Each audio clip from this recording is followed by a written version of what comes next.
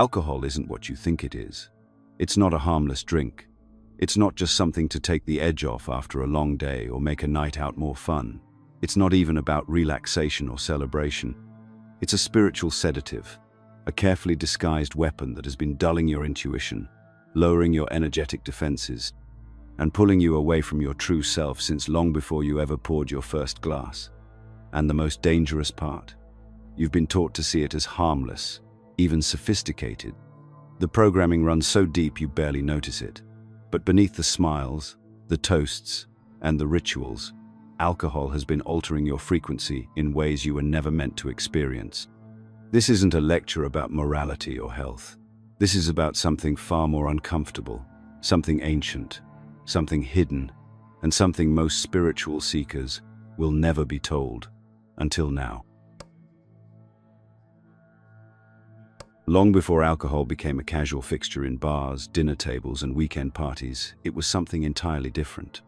Its roots stretch far back into the hidden corridors of ancient wisdom, where mystics, alchemists, and spiritual initiates understood its true power.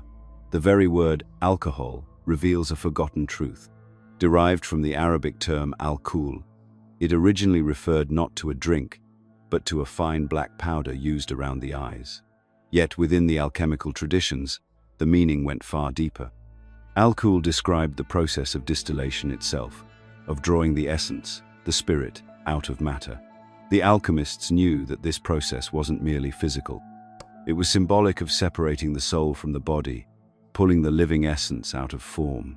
That's why, even today, we call alcoholic beverages spirits.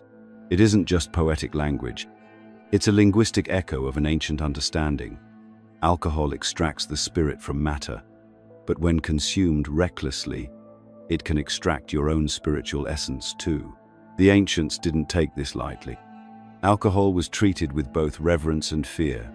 It was not designed for casual indulgence or idle entertainment. It was a tool of transformation, used carefully within sacred rites, ceremonies, and initiation rituals. Only the initiated, those trained to navigate altered states responsibly, were allowed to work with it. The risk was well known. Misuse could sever one's grounding, unbind the self from its higher centers, and open portals that could not easily be closed. Modern society has forgotten this. Or perhaps more accurately, it has chosen to bury it.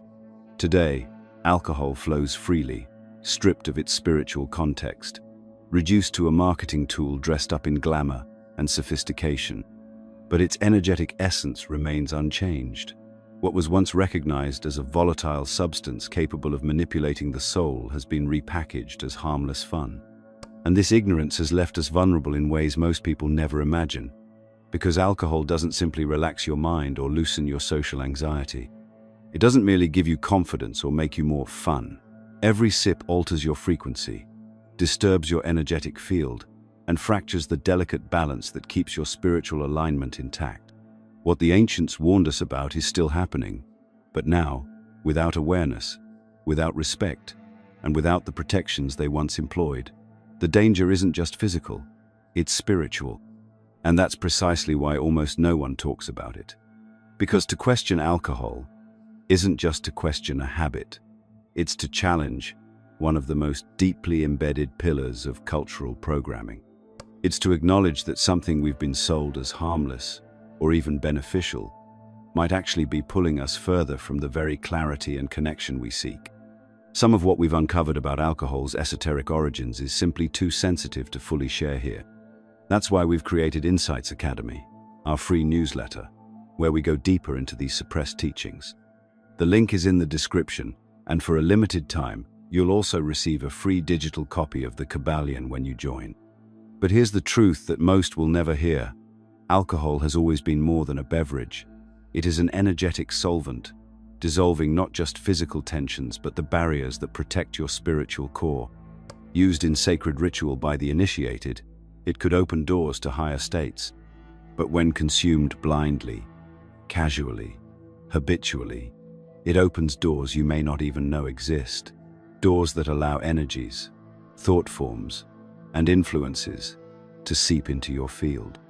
And unlike a hangover, These subtle, energetic consequences don't simply fade by morning. What makes alcohol uniquely dangerous is that its harm doesn't come like a storm. It comes softly, subtly, in ways that feel like release. You feel lighter, more open, more social. You laugh louder, talk freer. But behind that temporary euphoria, something more insidious is happening. You're loosening the threads that keep you grounded, weakening the subtle boundaries that guard your intuition, your discernment, your sovereignty.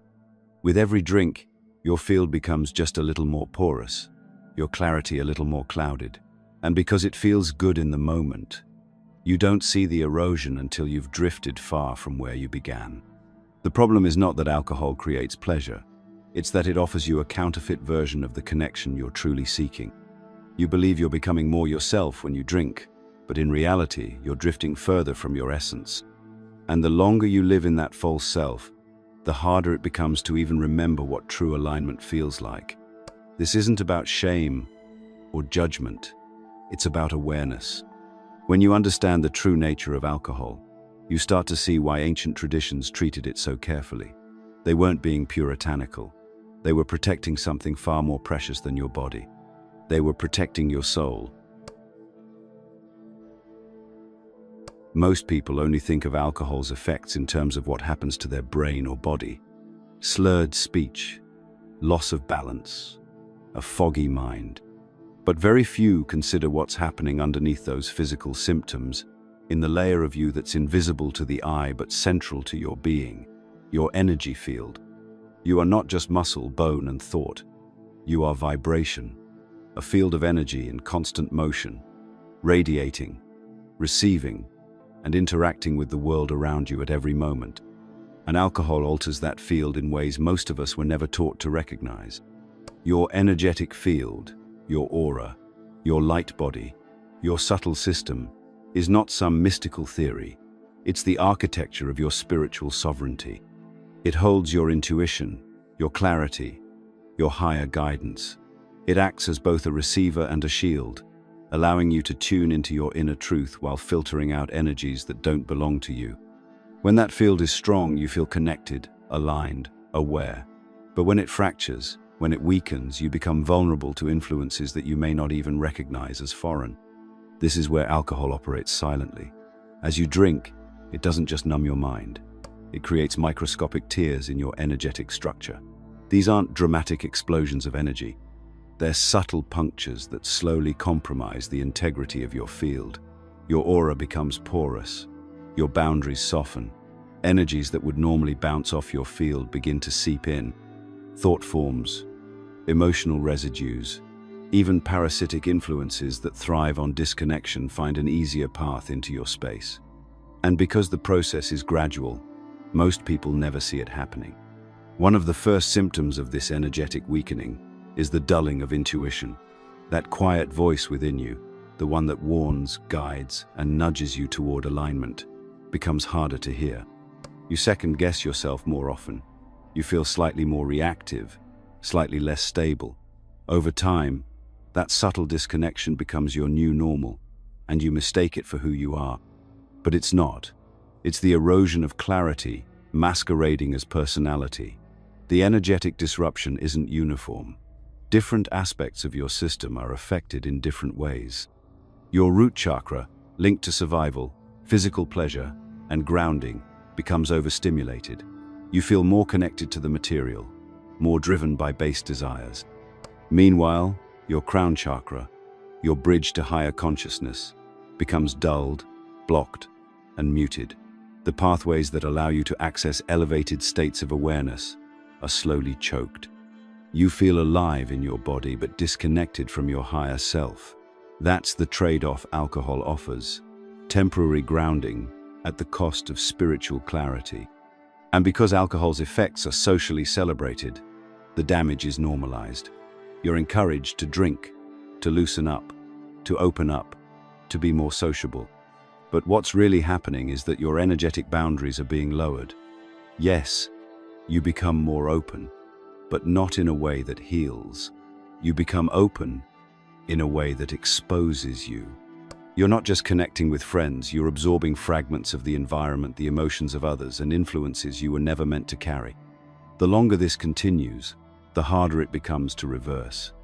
Your meditation feels foggier. Your dreams grow chaotic or distant. Your instincts feel unreliable. You struggle to sit in stillness because the disconnection has become your baseline. You may even begin to believe that you need alcohol to access confidence, creativity, or connection. But that's the illusion. Alcohol doesn't create those qualities. It suppresses the noise for a moment, giving you a brief glimpse of what's already inside you. But then it creates more noise of its own, burying your true essence even deeper. This is why people often report feeling energetically drained or emotionally scattered after drinking, even when they aren't hungover. It's not just dehydration or fatigue, it's the subtle dismantling of your spiritual center. You wake up feeling heavy, off, like something is missing. And because you've never been taught to associate these sensations with energetic damage, you reach for the very thing that caused the fracture in the first place, believing it will restore the ease you're missing. And so, the cycle repeats. If you've ever felt like alcohol temporarily unlocks a version of you that's more expressive, more alive, more free, you're not wrong. But what you're experiencing isn't your authentic self emerging. It's your spiritual defenses stepping back. It's not confidence, it's exposure. And over time, that exposure comes with a cost most people never calculate. The manipulation of your energy field doesn't require your awareness. It operates regardless of belief.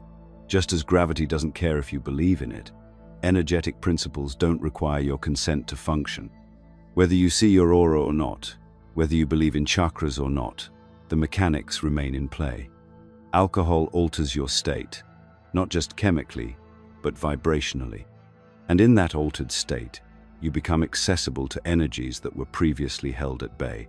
This is the part of alcohol no one teaches you. This is the level of vulnerability you were never warned about.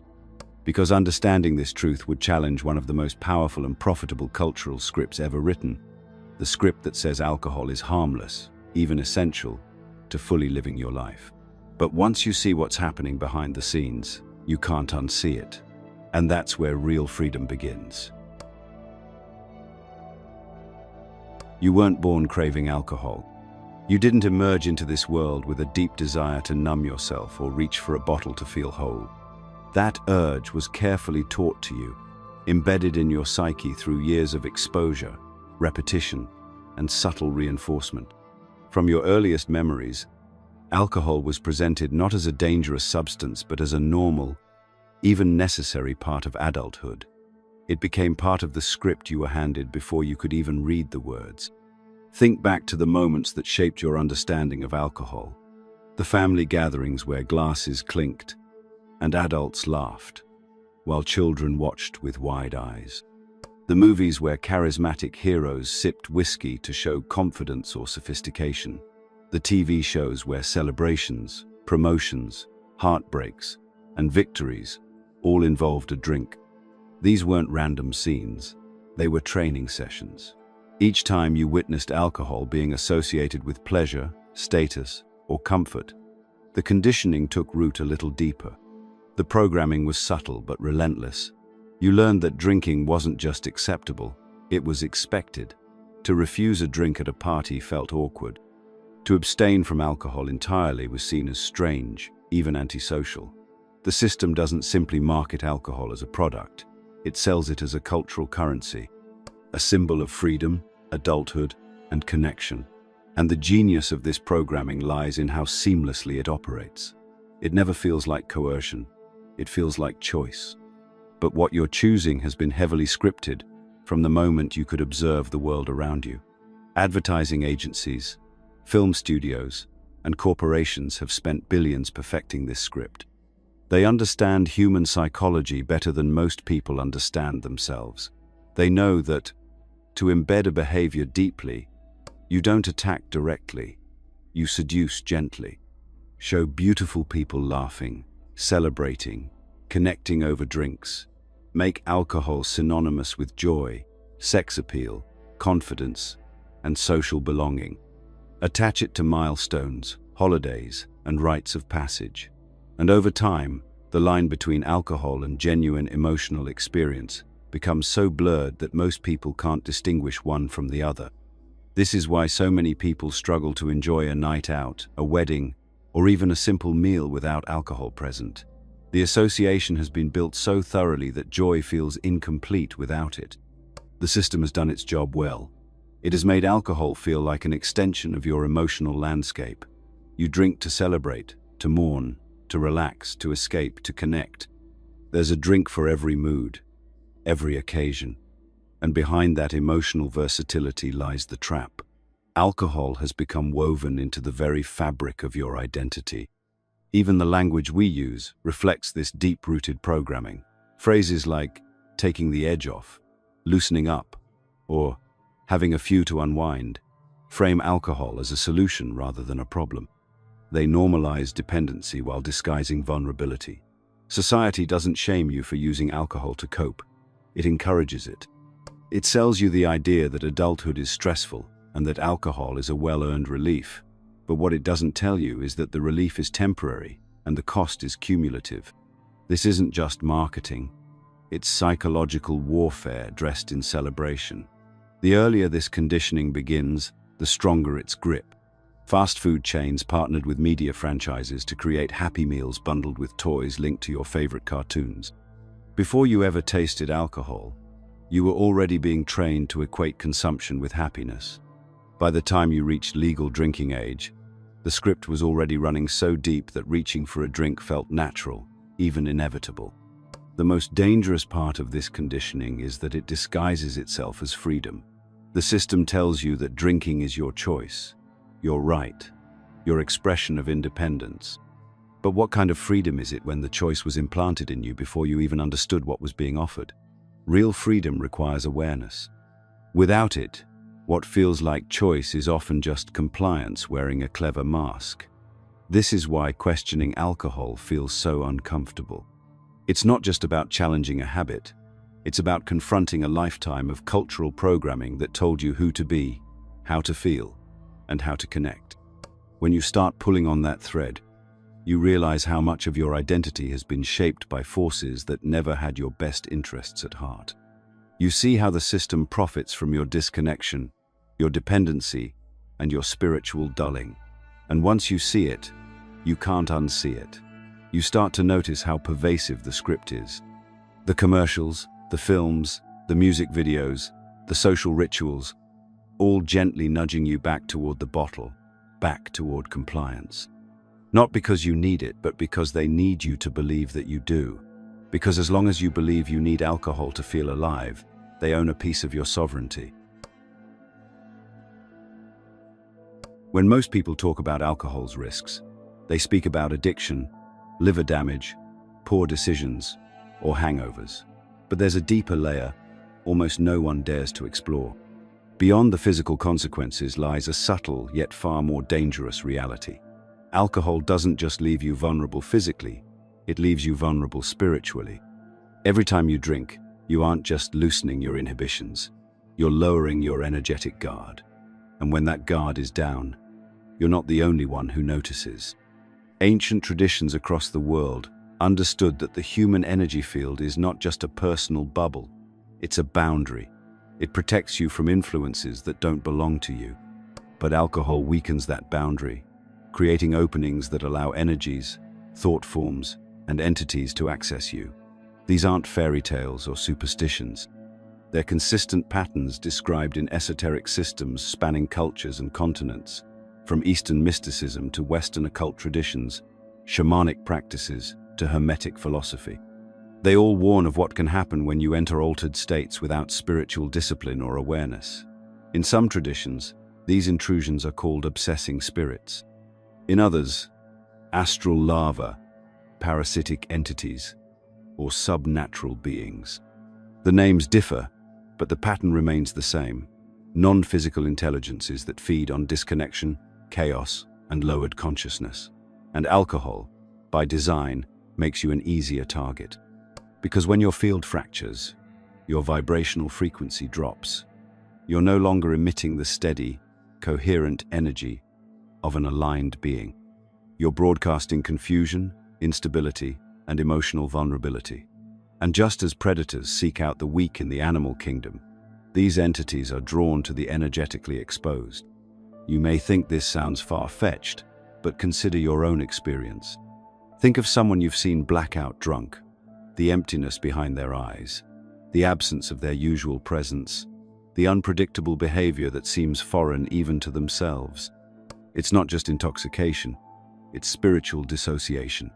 The light dims, and something else steps forward.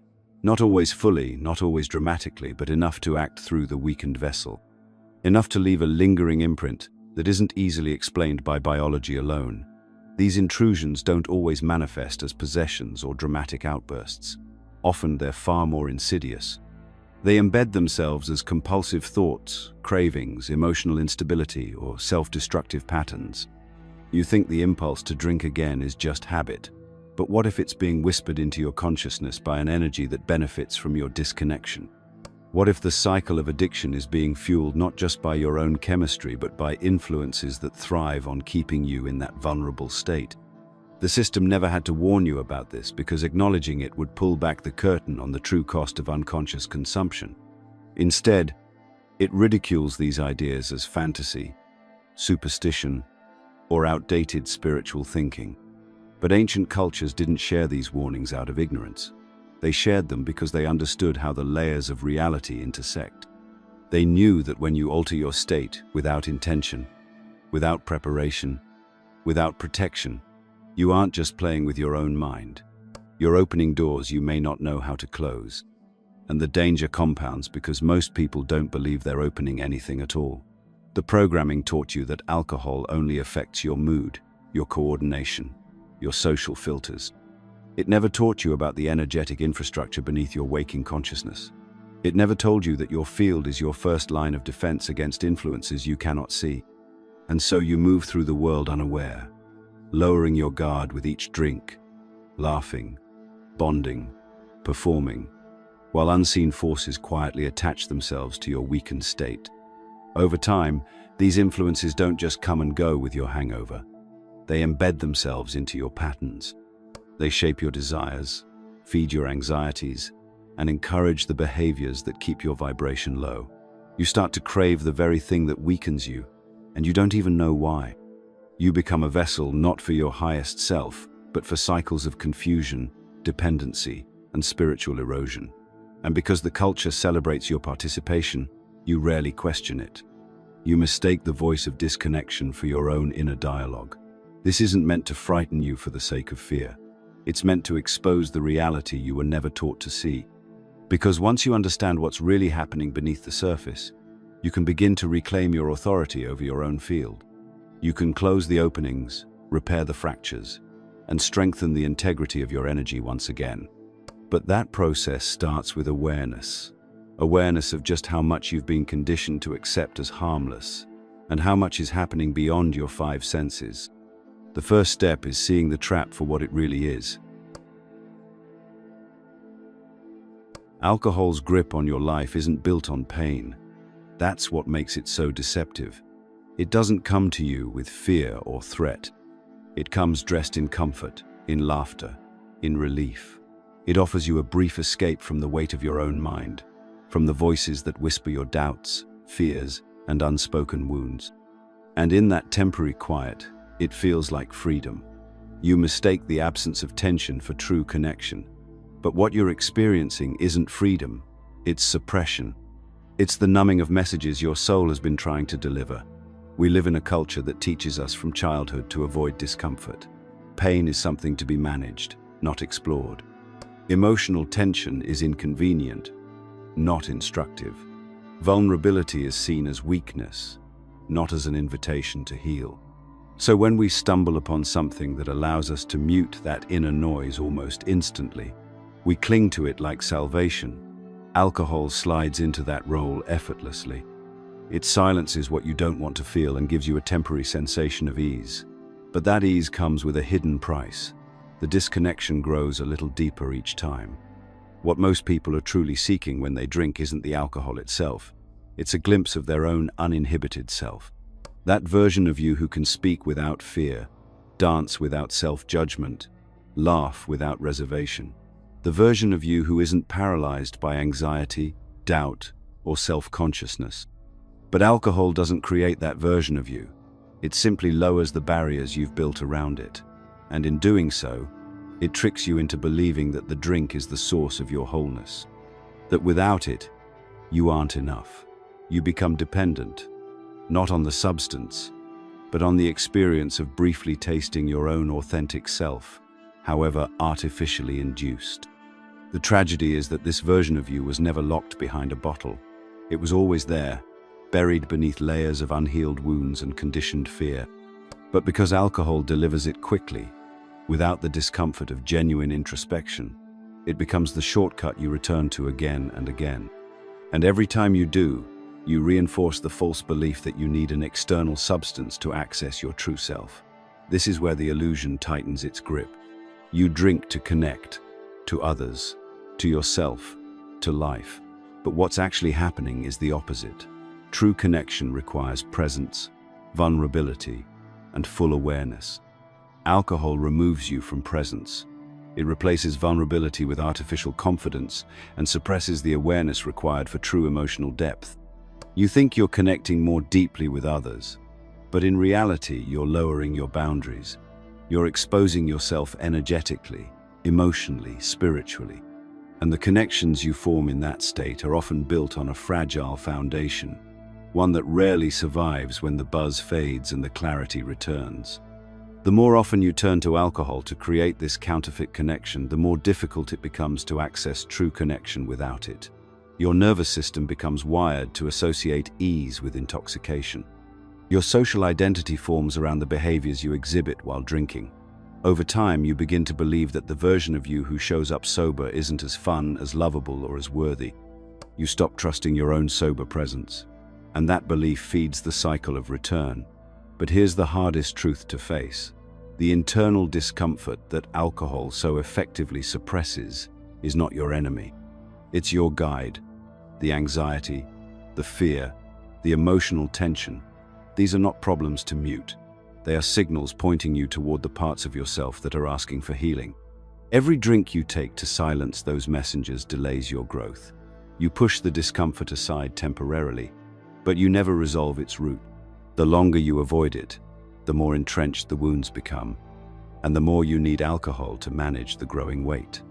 This is why so many people feel hollow after a night of drinking. Even when nothing dramatic happened, even when the evening was filled with laughter, there's an emptiness that lingers. It's the quiet knowing that you bypassed something real, that you chose ease over presence, suppression over integration, and that dissonance accumulates. You wake up not just with a headache, but with a subtle heaviness in your spirit, a dull ache that whispers, something's not quite right. The system thrives on this cycle. It keeps you chasing a version of yourself you can't fully access, because you've been conditioned to believe that you need alcohol to get there.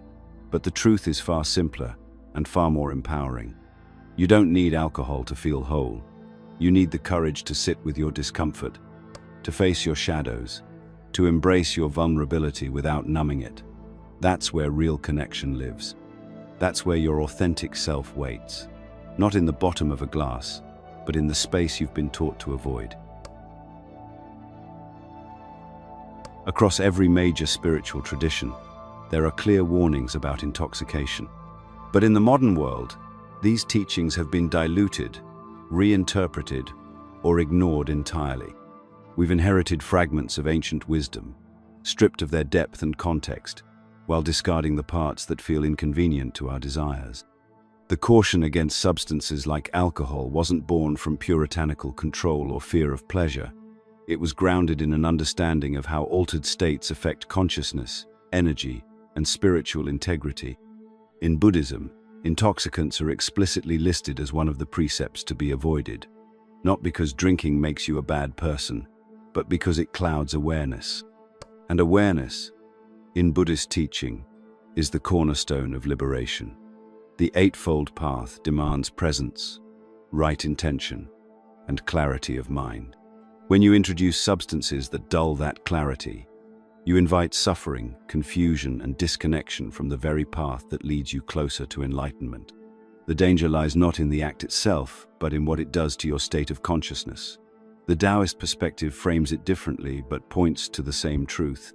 The Tao, the natural flow of the universe, requires balance, harmony, and internal stillness. To align with the Tao is to move with grace and effortless presence. But alcohol throws you off that center. It pulls you into extremes, into artificial highs and eventual lows. It disrupts the delicate rhythm of intuition, making life feel chaotic rather than fluid. When you're disconnected from the Tao, you lose the internal compass that guides your journey with ease. Even in Christian mysticism, the warnings are there for those willing to see beyond the rituals. Saints and mystics throughout history spoke of the need for vigilance, for guarding the heart and mind against influences that lead to excess and forgetfulness. Saint Paul, Augustine described drunkenness as a form of self-abandonment, a surrender not to the divine but to escapism. The New Testament urges spiritual sobriety not because pleasure is inherently wrong, but because dulling the senses leads to spiritual vulnerability. The true danger is not the drink, but the erosion of your awareness. Islam is even more direct. Alcohol is haram, prohibited entirely, again not as a moral punishment, but as a protective boundary. The soul, in Islamic mysticism, is seen as a trust, a vessel given by the divine. To intoxicate oneself is to violate that trust, to compromise the vessel's clarity and open the door to chaos. In Sufism, which explores the deepest layers of spiritual awareness, clarity and presence are sacred. Anything that clouds that state is a barrier to union with the divine. The alchemical and hermetic traditions, perhaps more than any others, understood the dual nature of substances like alcohol.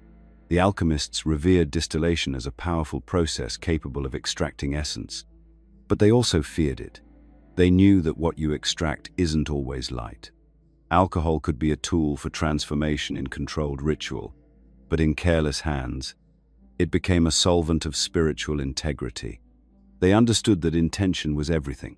Without discipline, the same process that could elevate consciousness could also dissolve it into chaos. Yet somewhere along the way, we cherry-picked what we liked from these teachings and discarded the rest. We kept the aesthetic symbols, wine at weddings, celebratory toasts, Dionysian festivals, but abandoned the wisdom that gave those symbols meaning. We took sacred substances, stripped them of their spiritual purpose, and turned them into tools of entertainment. What was once a gateway to higher states became a mechanism for spiritual numbness, and we called it fun. This is the illusion modern culture sells so well, that by indulging in alcohol we are embracing life, celebrating freedom, and connecting deeply. But ancient traditions knew better. They understood that clarity is the highest form of protection. That presence is the shield against forces that seek to feed on your disconnection. When you're present, you are sovereign. You cannot be easily influenced, manipulated, or hijacked by energies that thrive on confusion. But when you dull that presence, even temporarily, you become susceptible in ways you may not consciously recognize. The spiritual path has never been about deprivation. It's about resonance, about maintaining a frequency high enough to stay connected to your highest self, your purpose, and your truth. Alcohol lowers that frequency. You may not notice it after one drink, or even after many years of casual use, but your soul feels it.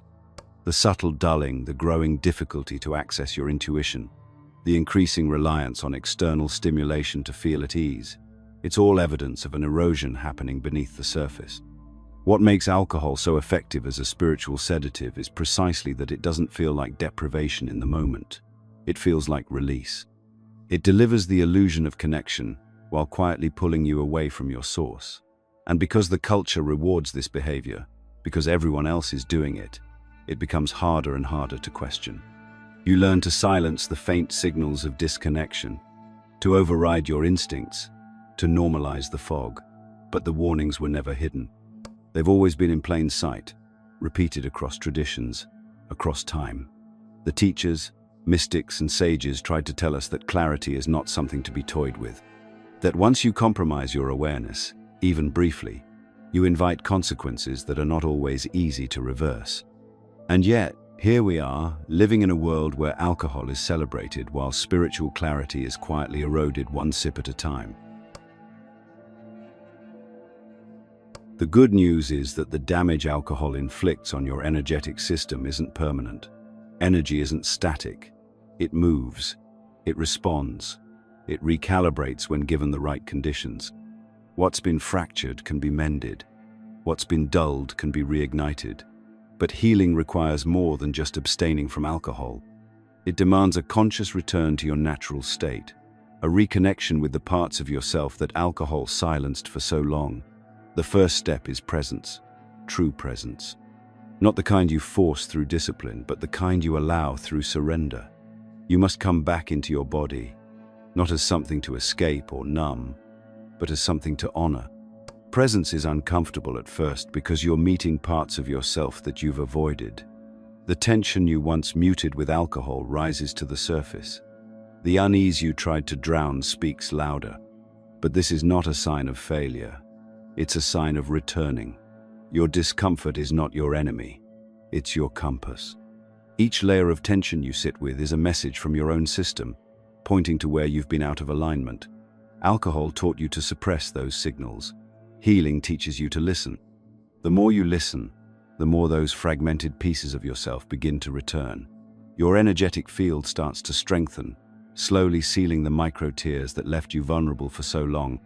Meditation becomes a powerful tool here, not because it grants you instant peace, but because it reintroduces you to yourself. As you sit with your breath, your awareness sharpens. You create space between thought and reaction, between sensation and avoidance. Over time, the mental chatter quiets, not through suppression, but through integration. You begin to trust your own mind again. Breathwork complements this process by shifting your nervous system out of survival mode. Alcohol offered you temporary relief from chronic tension by numbing your stress response. But breathwork teaches your body how to release that tension naturally, restoring a sense of safety and stability without artificial intervention. With every conscious breath, you send a new message to your system. We are safe now. We don't need to run anymore. But the healing isn't only internal. Your energetic field responds to external support as well. Practices like Reiki, sound healing, and energy clearing aren't abstract rituals. They operate directly on the frequencies that alcohol once disrupted. They help realign your aura, patch the energetic leaks, and clear out residual influences that may have attached during your periods of disconnection. As your field strengthens, you feel more grounded, more protected, more attuned to your own intuition. Yoga plays a vital role too, not simply as exercise, but as a resynchronization of your physical and energetic bodies. Through movement, breath, and awareness, you rebuild the trust between your body and your consciousness. The flexibility you cultivate is not just in your muscles, but in your ability to stay present with whatever arises. You no longer need to flee your internal world.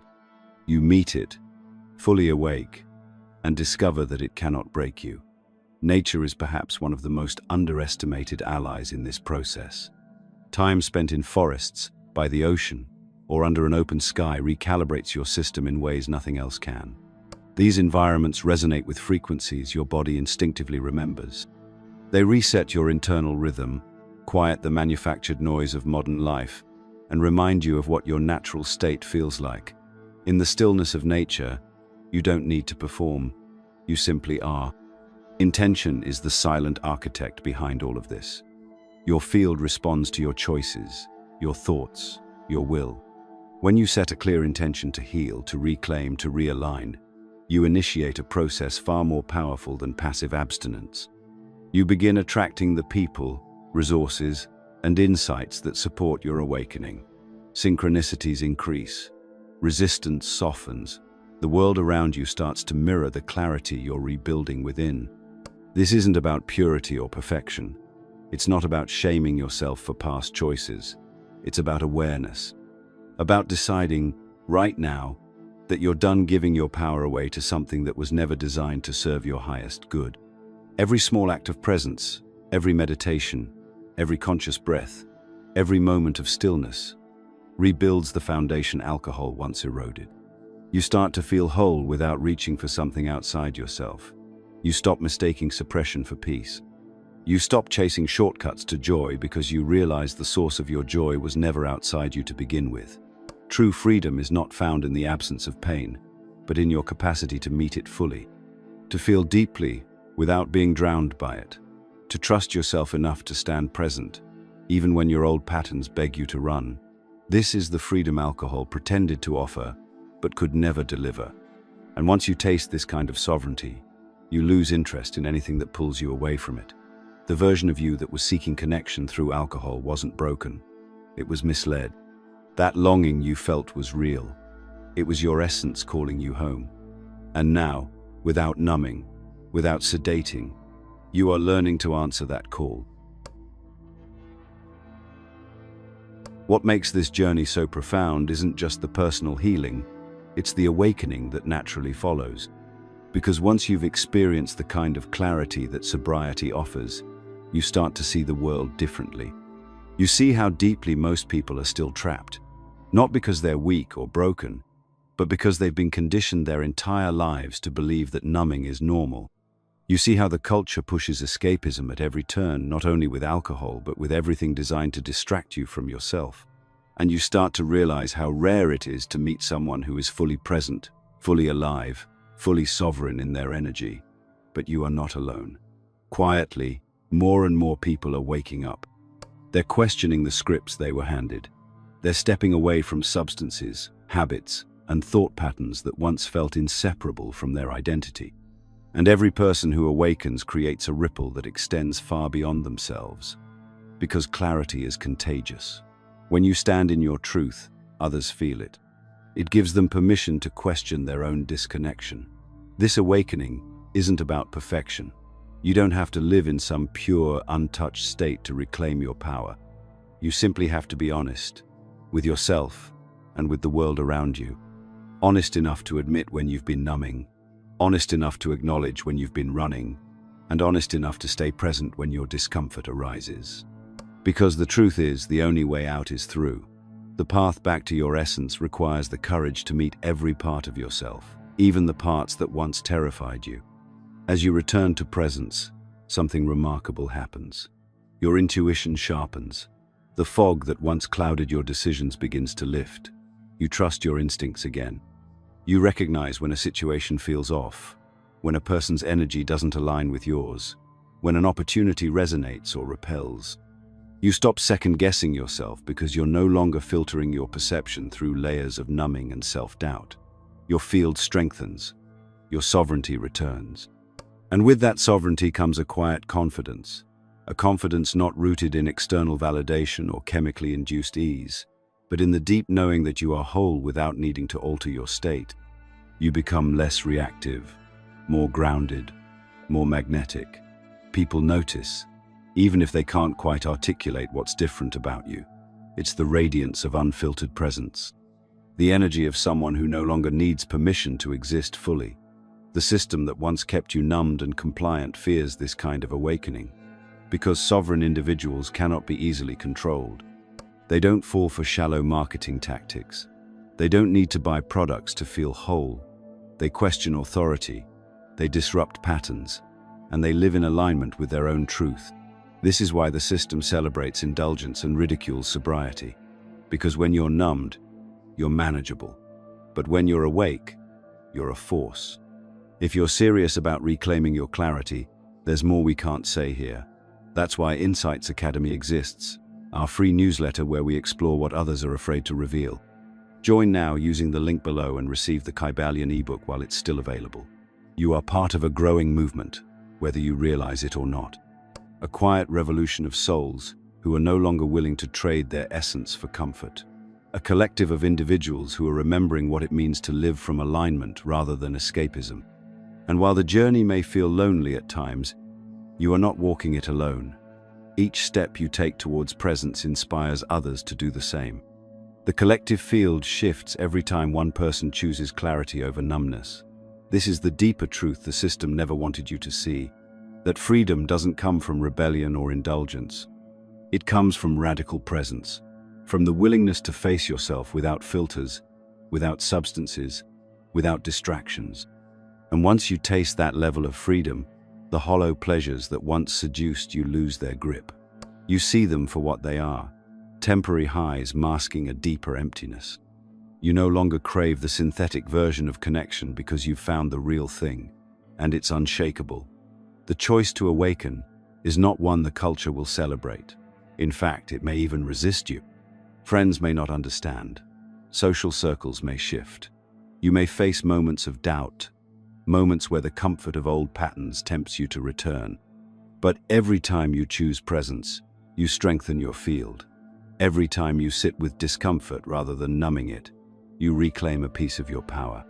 And over time, you realize that what once felt terrifying is now your greatest source of strength. The discomfort was never there to break you. It was there to bring you home. The version of you that you've been searching for through alcohol, through temporary highs, through social performance, it was never lost. It's been quietly waiting beneath the noise, beneath the conditioning, beneath the layers of fear and self-protection you were taught to build. That version of you isn't some distant ideal you need to strive toward. It's your natural state. It's who you were before the world convinced you that you weren't enough as you are. The system was never designed to help you find that self. In fact, it was designed to keep you from it. Because someone who is clear, present, and aligned with their own truth cannot be manipulated. They cannot be sold endless distractions or promised happiness through consumption. They don't need to numb discomfort because they understand its message. And that kind of sovereignty threatens everything the system relies on to maintain control. When you live in full presence, you start to see how much of your life was shaped by a craving for something that was never external to begin with. The alcohol was never the source of your confidence, your joy, or your connection. It was a temporary silence, a manufactured pause in the noise of your own avoidance. But true peace doesn't come from numbing. It comes from integration, from facing your fears, not fleeing them, from feeling your emotions fully, not suppressing them, from trusting yourself enough to stay grounded when everything inside you once told you to escape. The beauty of awakening is that it doesn't require perfection. You don't need to have every answer, every wound healed, or every fear conquered. You simply need to be willing to show up, to meet yourself honestly, moment by moment, breath by breath. You become aware of your patterns, and in that awareness, the patterns begin to lose their power over you. You create space between the impulse and the reaction, and in that space, you reclaim your freedom. Over time, the sensations you once chased through intoxication start to emerge naturally. You laugh more easily. You connect more deeply. You move through life with a kind of grounded confidence that doesn't need external validation. Your relationships become richer because they're built on true connection, not the blurred vulnerability of lowered inhibitions. You create experiences that don't need to be fueled by altered states because you're fully alive within your natural one. And perhaps most powerfully, you begin to remember everything.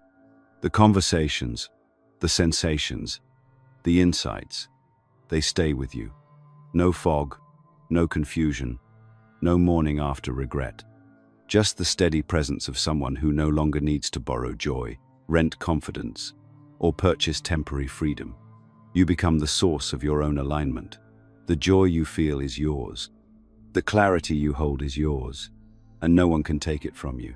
This is the freedom that the world rarely speaks about. The freedom not to perform, not to escape, not to conform. The freedom to feel fully alive in your own skin, without needing a filter to soften the edges.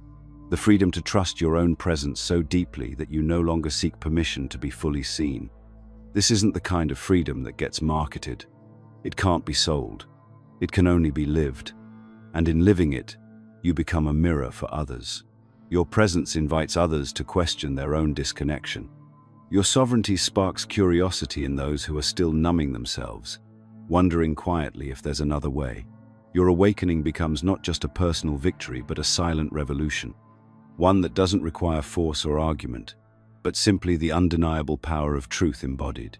There will always be moments when the old patterns call to you. When the familiar promise of quick relief tries to seduce you back into the cycle, but every time you choose to remain present, you strengthen your field, you reinforce your sovereignty. And with each choice, the pull weakens. The illusion loses its hold. You were never broken. You were never weak for reaching for comfort. You were simply following the programming you were given. But now you've seen through it. Now you know. And with that knowing comes responsibility. The responsibility to choose presence, to honor your energy, to reclaim the clarity that was always your birthright. If this video resonated with you, let us know by commenting, "I understood it."